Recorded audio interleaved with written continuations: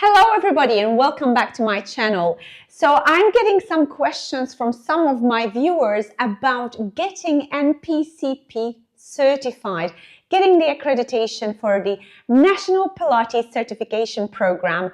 So we're going to be talking loads about this particular certification, the exam, what it takes to the exam, and most importantly, how to pass the exam.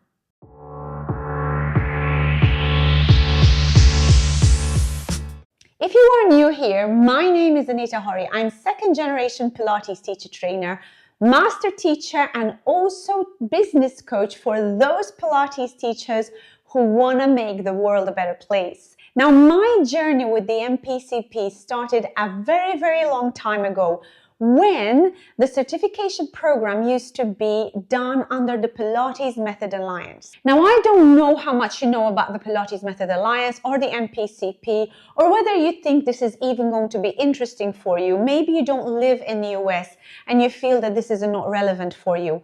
Well, the National Pilates Certification Program, although it is based in the US, it is probably the most internationally recognized accreditation program for the whole Pilates industry across the globe.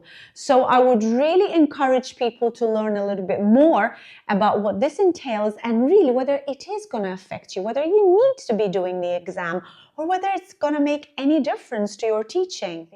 Well, if you are a recently qualified teacher, you might be questioning as to why you should be taking the certification program and whether you need to have this title behind your name, whether it's going to do anything for you personally or whether it's even going to do anything for the clients that you're going to be working with. So I initially took my exam when it used to be the Pilates Method Alliance. So this is many moons ago, and I was a member of the PMA. I did the exam and I was what we called then PMA-NCPT, meaning that I was a certified Pilates teacher under the Pilates Method Alliance, which was, of course, in those days, the most credible and legitimate accreditation program in the United States. So a very long story, and I'm not here to discuss about how the Pilates Method Alliance kind of then disbanded, the certification program changed, etc., etc. I'm here really to talk about the actual accreditation. So I want to go through a little bit about why there is a certification program, what it is about, who the NPCP are, and also what their certification does to you as a teacher and what that would mean to you as a teacher. And then the most important thing is whether or not you actually need to be NPCP certified. Now, in saying that, if you do need to take the certification, in this video, I'm going to be sharing with you my own personal experience, and I'm also going to be giving you some extra tips to make sure that you ace the exam. So if you are deadly serious about building your Pilates career, this video is jam-packed with valuable insights as to what the NPCP is about and whether or not you should be doing your exam, and if you are going to be doing your exam, how to pass your exam. And trust me, it is not as easy as you might think. I've done it after 20 years in the industry, and I thought that I'm just going to fly through it. Yes, I got a really good mark. I was just a few marks short of the 100%. However, I have so much experience in the industry. I have so much knowledge, and trust me, the study guide alone is not going to be enough for you to pass your exam. I also want to put a disclaimer here. I am in no way, shape or form affiliated with the National Pilates Certification Program or the Pilates Method Alliance. I know the Pilates Method Alliance and the NPCP, and by the way, they are two separate entities now. I know them from a teacher's perspective. I know people who are on the board, but not necessarily. I don't get paid from anybody. I don't get reimbursed. I don't get any bonuses. So this is a genuine third-party review on what the NPCP exam and accreditation is about. Now, if you already liked the video, I'd love you to hit the like and subscribe to my channel, because that's the only way that YouTube is going to make sure that people like you who are hungry and thirsty for more knowledge and more valuable information as a Pilates teacher in this very, very busy industry gets to view the videos and find value in them. So first, let's break down what the NPCP certification is all about. The National Pilates Certification Program is the only nationally accredited Pilates credential and was originally part of the Pilates Method Alliance in 2005. In 2019, it became an independent certification ensuring professional standards in the industry. Now, why is it that the NPCP should be a valid accreditation program for Pilates teachers in the US and across the globe? Well, first of all, it's accredited by the National Commission for Certifying Agencies, that's the NCCA. That is the same body that certifies medical and fitness professionals. It provides a universal standard for Pilates instructors worldwide.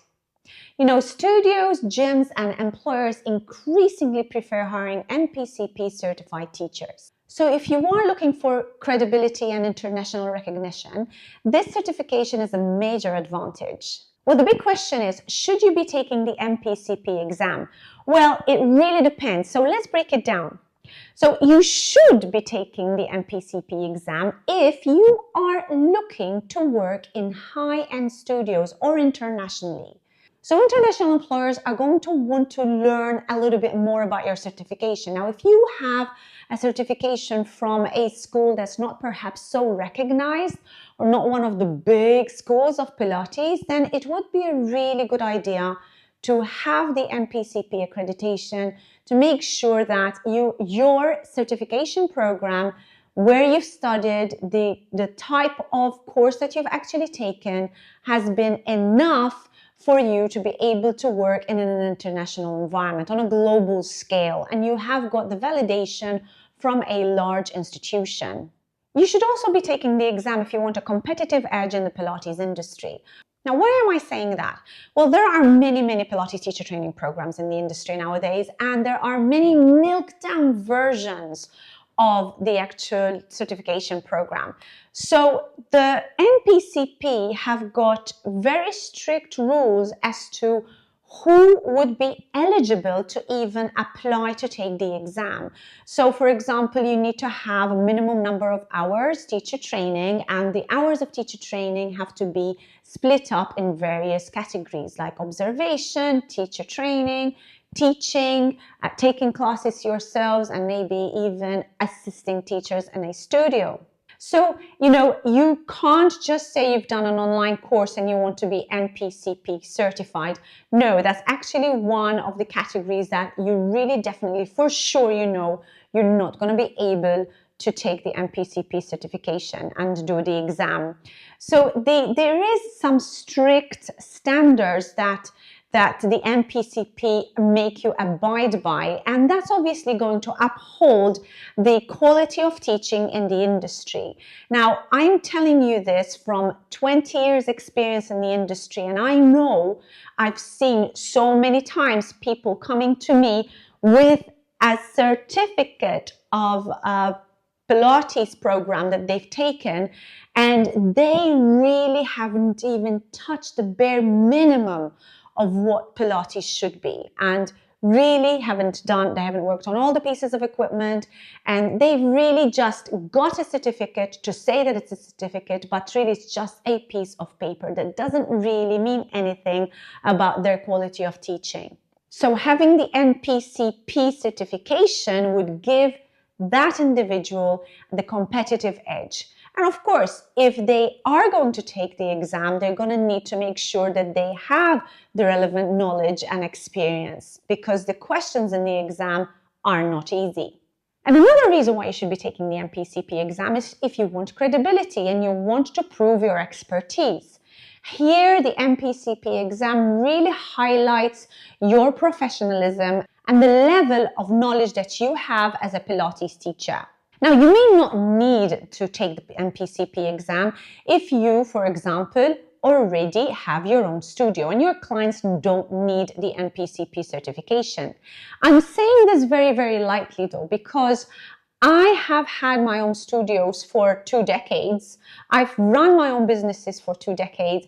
And trust me, even though I don't need anyone to prove to me, to tell me, yes, Anita, your course is valid, your level of knowledge is valid, your clients are happy with what you're doing, you are creating transformations, I have felt there was so much value in the exam. And I took the exam only last weekend. And this is why I really wanted to share this information with you, because yes, I am a teacher trainer. I have my own certification programs. I'm a teacher. I've been in the industry 2 decades, and yet still I decided to take the exam because I also wanted to find out what is the definite knowledge requirement to be able to take this exam. Is it easy to pass? So it's really important that even though you feel that you might not need a certification program, this is going to be also a little test for yourself to identify whether you do have the right skills and whether you do have the right knowledge.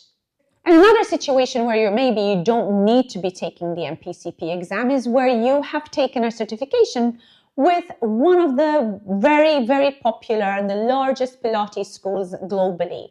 And maybe your clients are not going to be requesting anything to prove your ability or your knowledge.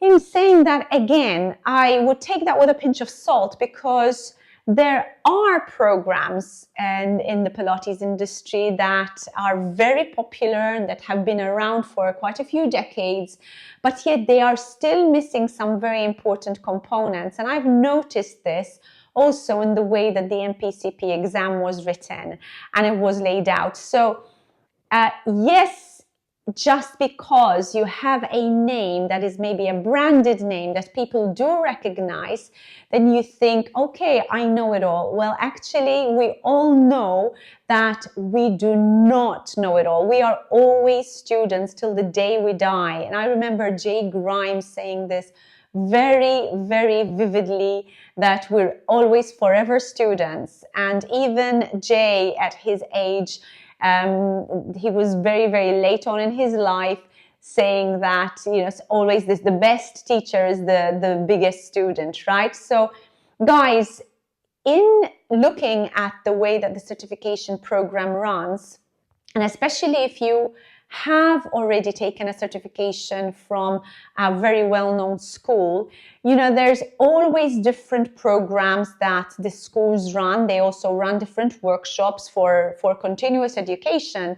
And this is the most beautiful part of the NPCP, that it gives you the ability to continue your education. And every 2 years, actually, you have to make sure that you renew your certification by taking continuing education. And the beautiful part of the NPCP is that it's not actually attached to a particular school. So if you have studied with one of the larger schools, they're obviously going to encourage you to study and take continuous education with them. However, you're actually restricting yourself from learning from other education facilities who might actually have better education programs than your original certifying school. Now, I'm not here to judge anybody and anybody's school, because there are many, many decent teacher training programs across the globe. But what I can confirm is that an education program that has additional workshops is obviously going to ask you to continue your CECs, your continuing education credits, with that particular school. And I would really encourage you to learn from different teachers, because that is where your knowledge base, your toolbox is going to get bigger and bigger, and you're going to be helping more people with whatever condition they might have and with whatever plan or goal they might have for their workout. So this is making your continuous education program more accessible across the globe.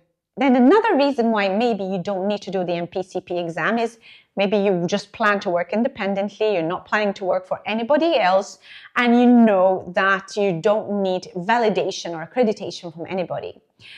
And I go back to saying that even though you have taken a really good certification program and you feel that you have enough knowledge to be able to deal with any kind of client that walks in through your doors, or maybe you plan to teach online, trust me, I've been there and I've done that. I've had my own certification program. I've run my own business for 2 decades. I've already mentioned this. And still, to this day, I feel very blessed to have had the opportunity to do the NPCP exam. Because what that does is make sure that you stay up to date with any scientific improvements on any kind of issues that happen within the industry or within the movement industry. I'll give you a perfect example. So when I first started teaching Pilates, the hip replacement approach was mainly done from a posterior approach. So basically, the surgeon would cut the back of the hip, and they would access the hip and the acetabulum and the femur from the back side. And that was called the posterior approach, right? So if the client then decided to continue with a Pilates program, there were certain contraindications. And the contraindications were specific to that particular way of surgery. Now, as science progressed, there were different approaches to actually getting the hip replacement. And now we are familiar with an anterior approach where the incision is done from the front part, which requires different contraindications for the Pilates teacher. So these are very important differences that you need to be aware of as a teacher. So it is really important that you can identify the two differences, because you could actually injure a client and hurt them. So even if you've been teaching for a number of years and you feel that you really don't need to be taking another certification program, you don't need to prove anything to anybody, taking the exam is going to help you realign your own knowledge with industry standards and keep you up to date with whatever is happening in today's day and age with regards to the Pilates industry and the movement industry. So let's go straight into what it takes to actually do the NPCP exam. So let's discuss the exam itself. So to enable you to even sit the exam, you first have to apply for it. So the application is done online on their website, on the NPCP website. And before you're even considered or accepted for the exam, you have to prove the quality of teaching that you've done. So this is where they'll ask you what kind of certification program you've done, whether you have done a comprehensive program or whether you've done a block program, whether it's been online, etc.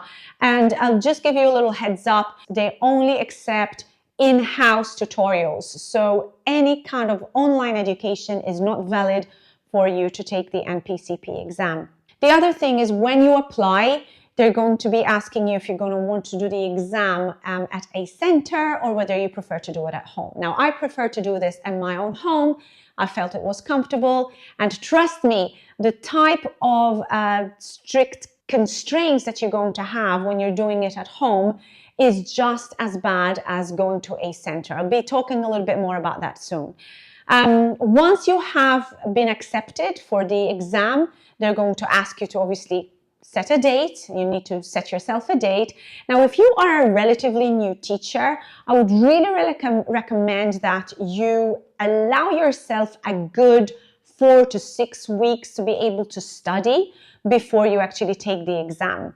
But again, listen to the rest of the video, because there's going to be some very important tips that are going to determine whether you should be applying for your exam just yet.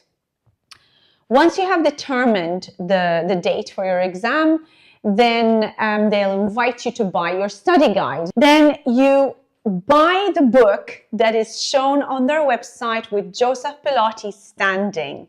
Now, that is a mere study guide, guys.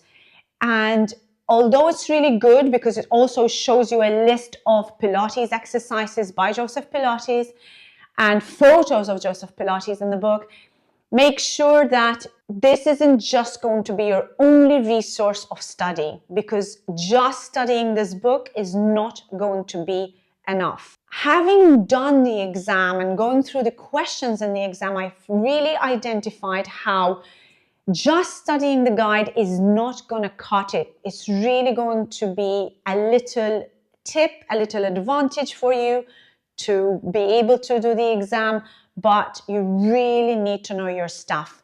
And you will only be able to learn your stuff if you undergo a very good comprehensive program.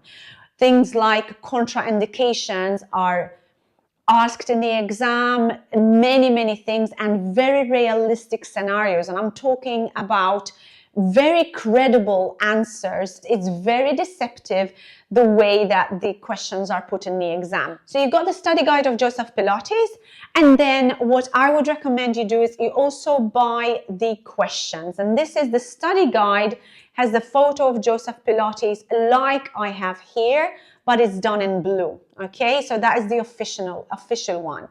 Then the Pilates certification questions are literally just a sample set of questions for you to practice, and then there's the answers at the back. Now, trust me, there's 30 questions, I think, here. No, sorry, there's 60 questions in this booklet. There's 124, I believe, 124, 128, I can't quite remember, in the actual exam. So there's quite a lot more than these. And yes, you do need to know your stuff. The study guide on its own is not going to cut it. Once you have received your guide, you start studying your guide, you have to really delve into learning a little bit more about the questions that they're asking.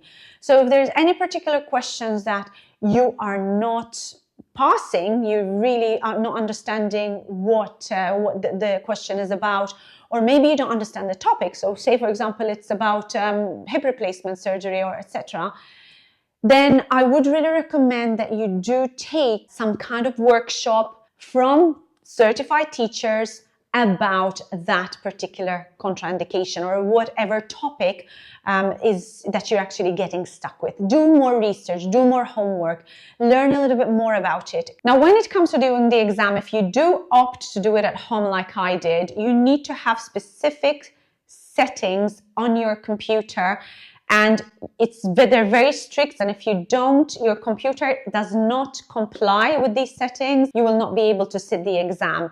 And obviously they have a strict format where if you have missed your exam, you're going to have to reapply, so you really need to make sure that you plan properly and plan ahead. So there's a proctor, it's a proctor system, so there's someone at the other end watching what you're doing. You can't see them, of course, but they can see you. The other thing is they will take a review, an examination of the room that you're in. So they will check your screen, they will check your keyboard, they will check the room, they will check your walls, they will check your desk, they will check under your desk. So it's a very thorough and it's a very strict system. By the way, it's not run by the NPCP. They obviously subcontract this part out to somebody else. But it's a very valid way of doing the exam and is very fair. So they don't even allow you to have your phone in. They check your wrist, that there's no watches, no hearing pieces. So there's no way that you can cheat. Now, the exam runs for 3 hours with a 5-minute break. And if you do take the 5-minute break, just be aware they are going to be asking you to rescan your room, rescan everything. So the process has to start again. Now let's look at the actual exam format. So there are 120 plus multiple choice questions. They cover anatomy, biomechanics, exercise executions, modifications, safety, and ethics. And they are based on a job task analysis, and this is revised every 7 years to reflect to industry standard updates. Now, my biggest surprise here was that the questions were not applicable to the actual content in the study guide on its own. The questions required critical thinking and real-world application. So there's no way that you can study parrot fashion and you think you're going to pass your exam. There were very similar scenarios in the questions that you would think are a very valid answer, but the question would be give the best scenario or the first of something, or it was very clever the way that the questions were put to maybe trick the student to think, I know the answer, but no, really, you have to really critically think about it. And this is why I said, for me, it was quite a surprise, because I'm thinking, if I'm new to the industry and I'm just going to study a guide and think that I'm going to pass the exam, then trust me, I feel that this is a time for you to decide to postpone your exam and do it at a time where you feel a little bit more confident as a teacher to be able to answer the questions, because there was so much real-world application in the questions and a lot of thinking. You really have to visualize a scenario to get the best answer. So if you decided to just go ahead and try and attempt the exam, how well should you be prepared for it? So the first thing you really need to be doing is to make sure that you have undertaken an excellent comprehensive teacher training program. And when I talk about comprehensive, I mean a program where you learn to teach on all the pieces of the Pilates apparatus, and you are learning to teach on all of them at different levels. So you don't learn a block system where you think, okay, on the reformer I do this, on the chair I do this, on the mat I do this. No, learn how the system is integrated into each other. This is really going to help you identify scenarios that a book isn't going to be able to give you, right? So a comprehensive, decent, minimum 450-hour certification program is going to help you with that. And talking about certification programs, mine is a 600-hour certification program, and I'm very, very, very proud to say that I cover all the requirements that the NPCP require as a certification, as a comprehensive teacher training program. Now, your comprehensive teacher training program should include all these pieces of apparatus. They should include the mat, the reformer, the Cadillac or the trapeze table, the Wunda chair, the leather barrel, the high chair, the spine corrector, the magic circle. They are the bare minimum pieces that you need to be taking and learning about. My certification program also includes the classical pieces like the neck stretcher, like the pedipole, and all the different pieces that Joseph Pilates has created. Your certification program should also include anatomy. It should include modifications for exercises, cueing techniques, and class programming. Now, class programming doesn't necessarily have to mean that you sit down and identify what exercises you have to give to a client, but it would also involve you identifying what kind of exercises you're going to give to a client from a beginner level to take them over to an intermediate level, then move them up into an advanced level. Which exercises do you take out from the repertoire and which do you add in for progression or regression of a level of a workout?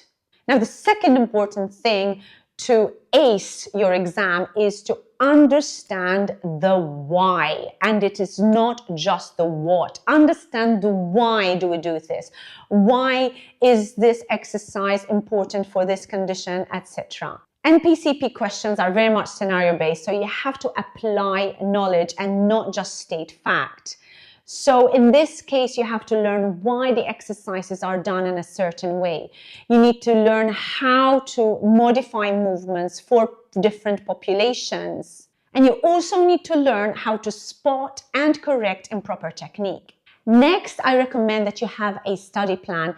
It's not just a study guide, it's actually a plan. So, for example, you take the questions from the practice questions that we've got in the booklet, and you go through the topics that you feel are a little bit tricky, and you actually make a plan to cover all those topics, maybe a little bit more time on those more difficult ones for you, and get a little bit more research done on them. Attend workshops, maybe look at online content, maybe go to your own certification provider, your own teacher training provider, and ask them for a little bit more information about that kind of population, and ask for their help, because nowadays we have so much more access to knowledge and to content. And yes, the internet is available. Be very careful what kind of information you get from the internet, of course. Make sure that you're getting it from a reliable source, and the more credible the source, the better for you, because you'll know that you're getting decent content, and that is going to stick with you for life.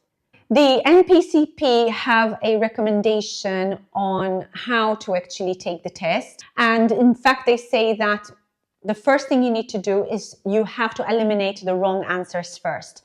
Then pay attention to words like the best, most, least, and except. Just go with your gut and answer everything. So there's no penalty for guessing. So that is going to be the most important thing. Make sure that you actually put an answer to every single one of them. They're all multiple choice questions. You'll have 4 answers, 4 possible answers to your question. And obviously only one is going to be the correct one. I would recommend that if you are not quite sure of a question, you leave it blank, because if you attempt to answer it, then it's going to be marked as answered. So what I did, if there was questions that I wasn't quite sure of, I answered them anyway. I would write down a little comment on the notes section. You have the ability to type in comments in the notes. It's a little notepad that you have on the screen. And then I went through every single question and went back to those questions to make sure that I reviewed it, and then I removed the comments from the memo pad, because then I'll know that that was my definite answer. And that kind of helped me. Now, you could do that like I did, or you can just leave the question blank. There's no possibility for you to have a pen and paper, so you can't write anything down. It's just everything done on your screen, so they will also see what you are writing. And the last little suggestion that I have for you to ace through your exam is to get professional guidance. Now, I've given you lots of valuable information here to make sure that you plan for the exam very well and to ace your exam. I would suggest, if you feel that perhaps your level of skills and knowledge about the method and about the industry is not enough, you take professional guidance from somebody not only who has passed the exam, but who has enough knowledge in the industry to know what kind of questions they will be asking. Now, one thing I did not cover in this video is things like what kind of paperwork you need, the required skills, what kind of professional ethics you should be looking out for, whether you're working in a different studio or whether you are running your own studio. Now, these things are all done in preparation of the exam. Of course, I am here to help anybody who wants some tips, some more advice, maybe help you plan and prepare for your exam. I am putting the link below for a free discovery call. I'm happy to coach you through it to help you prepare for the exam, but not only prepare for the exam, because this isn't just about preparing you for the exam. This is really preparing you to be a better teacher, to understand really what it's about, what Pilates teaching is about, and all the intricacies that come with having a Pilates teacher label after your name, right? Now, there's one huge thing that I've seen in the exam that I feel many teachers will struggle with, and that is the contraindications. Contraindications is a big chunk of the exam that talks about contraindications, but real world application of the contraindications and what kind of exercises on what pieces of apparatus, etc., etc. And it's as I mentioned, they are very well written and very well thought. So I have got a specific workshop that is going to cover all these contraindications. If you are interested in the contraindications workshop, just comment contraindications in the comments below, and I will make sure that you will be included in the workshop. And if you're still not sure of the quality of teaching that you've had in your previous teacher training program, or maybe you're still thinking about doing your teacher training, then my certification program is the 100% complete comprehensive certification program for you. We cover all the aspects that are required from the NPCP. But not only that, we run a classical certification program, 600-hour certification program. It is very much a creme de la creme certification program for teachers who want to set the bar high in the Pilates teachings in their area. So if you want to register to my teacher training programs, I'm running 3 programs in 2025, USA, Spain, and Malta. Click on the link below. There's more information about my teacher training program and my school. And if you did like the video, please hit the like and subscribe. And don't forget to ring the bell so you get notified every time I upload a video online. If you do intend to do your NPCP exam, I wish you all the best. And remember, I'm here if you need anything. Goodbye for now.